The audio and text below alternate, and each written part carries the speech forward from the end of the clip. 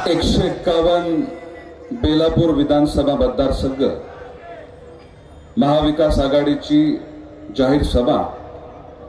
या सभेप्रसंगी उपस्थित प्रदेश अध्यक्ष राष्ट्रवादी काँग्रेस पार्टी शरदचंद्र पवार साहेबांचा पक्ष माननीय जयंतरावजी पाटील साहेब, खासदार कार्याध्यक्ष राष्ट्रवादी काँग्रेस पार्टी शरदचंद्र पवार साहेबांचा पक्ष माननीय सुप्रियाताई सुळे, खासदार संजयजी दिना पाटील, खासदार निलेशजी लंके, खासदार सुरेश बाळामामा म्हात्रे,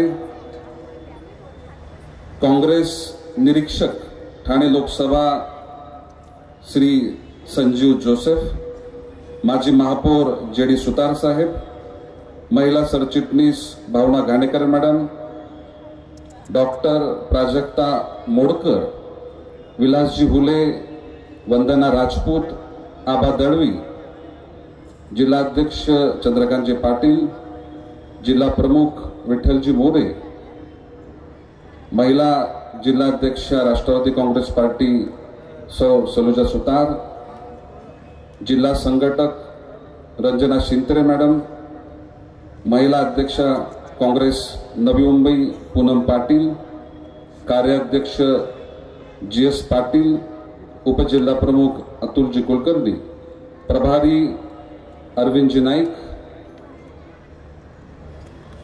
व्यासपीठावरील उपस्थित सर्व मान्यवर, उपस्थित माजी नगरसेवक, महाविकास आघाडीचे सर्व पदाधिकारी कार्यकर्ते, उपस्थित पत्रकार बंधू आणि भगिनींनो, सर्वप्रथम आज महाविकास आघाडीचा मी उमेदवार आणि माझ्या जाहीर सभेकरता सर्व मान्यवर, महाविकास आघाडीचे सर्व पदाधिकारी कार्यकर्ते, नवी मुंबई बेलापूर मतदारसंघातील सर्व नागरिक, आपण सगळे आपलेपणानं उत्साहानं उपस्थित राहिलात त्याबद्दल मी आपल्या सर्वांचं मनपूर्वक स्वागत आज या सभेच्या प्रसंगी करतो।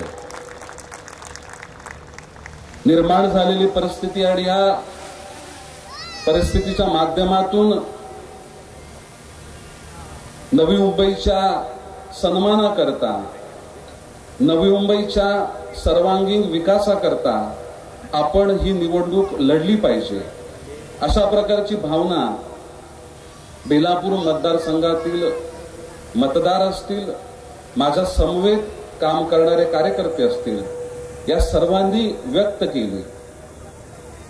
निर्माण झालेल्या परिस्थितीमध्ये आपण कशा पद्धतीनं ही निवडणूक लढू याबाबत मनामध्ये विचार सुरू होते आणि अशाच वेळेस राष्ट्रवादी काँग्रेस पार्टी शरदचंद्र पवार साहेबांच्या पक्षानं, महाविकास आघाडीच्या सर्व प्रमुख नेत्यानं माझ्याप्रती विश्वास व्यक्त केला आणि मला बेलापूर मतदारसंघामधून ही निवडणूक लढण्याची संधी दिली। त्याबद्दल सर्व नेत्यांचं आणि सर्व पदाधिकाऱ्यांचं, कार्यकर्त्यांचं मी मनापासून आभार व्यक्त करतो।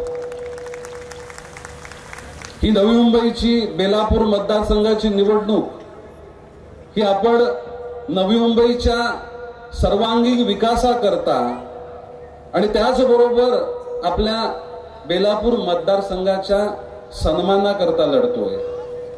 आज नवी मुंबई शहर, ज्या शहराचं नावलौकिक राज्यात नाही तर संपूर्ण देशामध्ये आहे, स्वच्छ शहर म्हणून या शहराची ओळख, राहण्यालायक शहर म्हणून या शहराची ओळख, हे शहर आता खेळणाऱ्या देखील झालेलं आहे, उत्सवांचं शहर म्हणून देखील या शहराला ओळखलं जातं।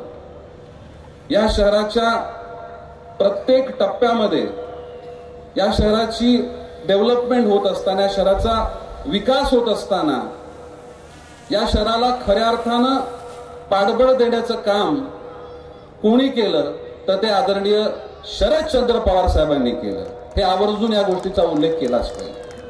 आज सगळ्यांनी पाण्याच्या विषयी आपलं मत व्यक्त केलं की आपल्या शहराचं पाणी इतर शहरांमध्ये घेऊन जाण्याचा प्रयत्न, षडयंत्र रचलं जातं।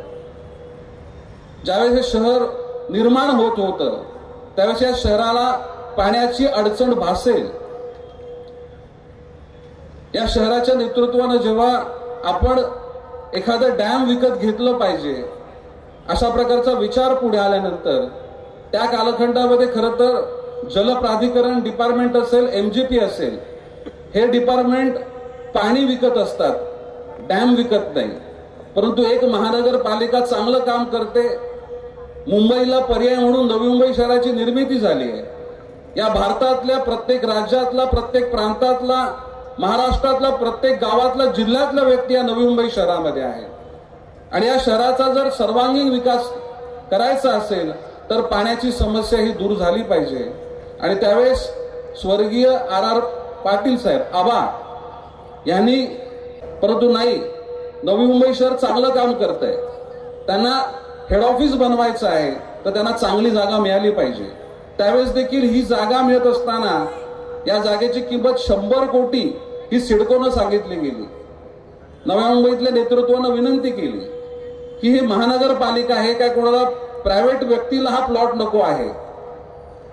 ऐतिहासिक निर्णय झाला. आदरणीय पवार साहेबांच्या माध्यमातून 1 रुपये नाममात्र दराने आपल्याला हेड ऑफिसचा प्लॉट मिळाला. आज दशरथ भगत साहेबांनी, विठ्ठल मोरे साहेबांनी ज्या गोष्टीचा उल्लेख केला, हॉस्पिटल सर्वांना हवंय. कोविडच्या कालखंडामध्ये आपले सर्व कार्यकर्ते झटत होते, आपल्या कर्तव्याची पूर्ती करत होते. अशा कालखंडामध्ये नवी मुंबई महानगरपालिका सिडको, जी सिडको नवी मुंबईमधील प्रकल्पग्रस्तांच्या जागा विकून त्या ठिकाणी मोठी झाली. या कोविडच्या कालखंडामध्ये पहिला जर मदतीचा हात कुठल्या शहराला द्यायचा तर तो नवी मुंबई शहराला द्यायची गरज होती. अशा वेळेस आपल्या शहरातले, आपल्या सिडकोचे पैसे इतर शहरामध्ये दिले गेले. परंतु अशाच परिस्थितीमध्ये जर आपल्या शहरामध्ये हॉस्पिटल बांधायचं आहे, मग ते नवी मुंबई शहरातल्या लोकांच्या कररूपी पैशातून कशा करता? हॉस्पिटल बांधून द्यायचं आहे तर ते सिडकोनं बांधून दिलं पाहिजे. 1000 कोटी खर्च सिडकोनं केला पाहिजे आणि तो चालवण्याचा खर्च हा राज्य सरकारनं केला पाहिजे. गोष्ट बाजूलाच राहिली. परंतु आपल्या आमदारानं काय केलं की जो खेळायचं मैदान होतं ते मैदान सिडकोनं 50 कोटीला महानगरपालिकेला विकलं. आणि त्याबद्दल जेव्हा कोणी बोललं त्यावेळेस लोकांवर टीका केली गेली. शहराचा DP बनत असताना आज आपल्या शहराची लोकसंख्या जवळपास 18 लाख आहे. पुनर्विकास ज्यांच्या माध्यमातून JNRM स्कीम ही संपूर्ण देशामध्ये लागू झाली आणि त्याचा खूप मोठा फायदा हा नवी मुंबई महानगरपालिकेला झाला. मी स्थायी समितीचा सभापती असताना आपल्या शहरामधला रेव्हेन्यू सोर्स आणि एक्सपेंडिचर जर आपल्याला मोठ्या प्रमाणामध्ये काम करायचं असेल तर आपल्याला राज्य सरकारची आणि केंद्र सरकारची मदत ही 100% लागेल. आणि त्यावेळेस या JNRMच्या स्कीमच्या माध्यमातून नवी मुंबई महानगरपालिकेचं 1200 कोटीचं बजेट हे 3400 कोटीपर्यंत पोहोचलं.